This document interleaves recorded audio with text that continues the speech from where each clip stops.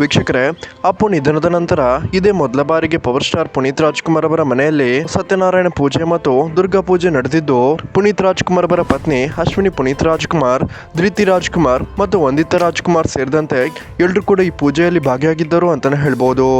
ಪುನೀತ್ ರಾಜ್ಕುಮಾರ್ ಅವರ ಪುತ್ರಿಯರಾದ ವಂದಿತಾ ರಾಜ್ಕುಮಾರ್ ಮತ್ತು ಧೃತಿ ರಾಜ್ಕುಮಾರ್ ಮನೆಯಲ್ಲೇ ಕೇಕ್ ತಯಾರಿಸುವಂತಹ ಹೊಸ ಉದ್ಯಮಕ್ಕೆ ಕಾಲಿಟ್ಟಿದ್ದು, ಈ ಪ್ರಯುಕ್ತ ಪುನೀತ್ ರಾಜ್ಕುಮಾರ್ ಅವರ ಮನೆಯಲ್ಲಿ ವಿಶೇಷವಾದ ಸತ್ಯನಾರಾಯಣ ಪೂಜೆ ಮತ್ತು ದುರ್ಗಾ ಪೂಜೆಯನ್ನು ಆಯೋಜನೆ ಮಾಡಲಾಗಿತ್ತು ಅಂತಾನೆ ಹೇಳ್ಬೋದು.